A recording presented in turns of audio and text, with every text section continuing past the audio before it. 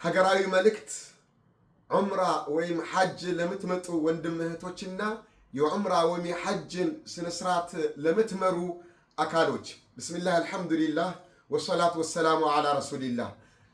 ዘንድሮ በረመዳን ወር በሊንክ ትራቨል ኤጀንሲ ዑምራ መጥተን ዑምራውን ለማከናወን ወደ ሐረም ሲገባ ሸሪዓው በሚያዘው መሰረት በጣም ድምጻችን ከፍ አድርገን ብዙ ጀማዓዎች ነበር ተልቢያ እያልን ስንገባ ሱብሃንአላህ የተለያዩ አገር ዜጋዎች ብቻም አይደለም የሳውዲ የሐረም ስርዓት አስከባሪ ፖሊሶች የተለያዩ የጸጥታ አካሎች በአድንቆት ነበር ሲመለከቱን የነበረው። መመልከት ብቻ አይደለም ሞባይላቸውን በፍጥነት እያወጡ ሲቀርጹን ነበር።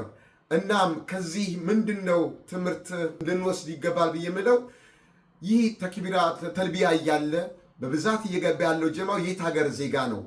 ኢትዮጵያዊ ነው እንዴ? ኢትዮጵያ ውስጥ ሙስሊም አለ እንዴ? ኢትዮጵያ ሙስሊም እንደዚህ ብዙ ነው እንዴ? እንዲህ አይነት እንቅስቃሴ ኢትዮጵያ ውስጥ አለ እንዴ? የሚል ሀገር ወክለን የመጣን መሆናችንን በግልጽ ያሳየንበት አጋጣሚ ነበረ። ይህ ነው እንግዲህ ነቢያችን ሰለላሁ ዐለይሂ ወሰለም አልሑጃጅ ወልዑማር ወፍዱላህ ሐጅና ዑምራ አድራጊዎች የአላህ ወደ አላህ የመጡ ልኡካን ናቸው አሉ።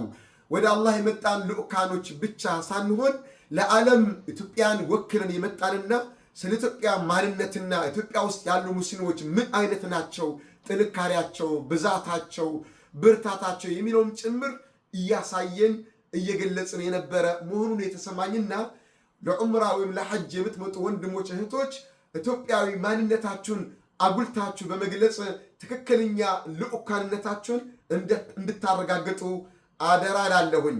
ያ እንዴት ይሆናል? ባንዲራችን በመያዝ ተልቢያን ከፍ አድርገን በመግለጽ ማንነታችንን ስናስተዋውቅ ኢትዮጵያዊ ነን፣ የነጃሺ አገር፣ የብላል አገር፣ የኡሙ አይመን አገር ወዘተ እያልን ልንገልጽ ይገባል። ይሄ ብቻ አይደለም። ኢትዮጵያ ነች ነቢዩን ያሳደገችው፣ ኢትዮጵያ ነች የመጀመሪያውን አዛን ያወጣችው፣ ኢትዮጵያ ነች የመጀመሪያውን በእስላም ስደት ተቀብላ ያስተናገደችው የሚል ሀገር ወክለን እንደመጣ ሰው ብልክ ያን በሚወክል መልኩ ልናስተጋባ ይገባል። አደራላችኋለሁ። ይሄ አንደኛው መልእክቴ ነው። ሁለተኛ መልእክት ደግሞ አለኝ። ሁለተኛው መልእክት ምንድን ነው?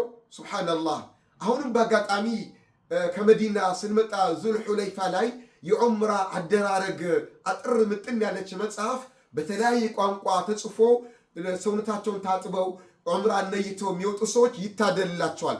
ጠጋልና በአማርኛ አላቸው ብለን ስንል አማርኛ አጠገባችን የለም። አይ አለ አለ ብለው ወደ ቢሮ ገቡ። ቢሮ ገብተው መጥተው በብዛት አለን ስንት እንስጣቸዋል።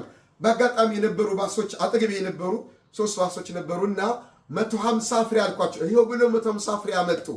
በኦሮምኛ ሐሳብ የጠይቋቸው አይ ከአፍሪካ ቋንቋ 3 ቋንቋ ላይ ብቻ ነው የምንሰራው አሉ።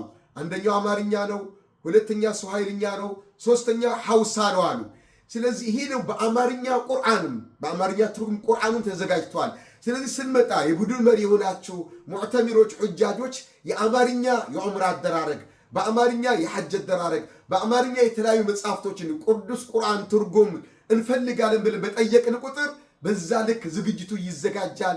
በዛ ልክ ሀገራችን እናስተዋውቃለን ማለት ነው።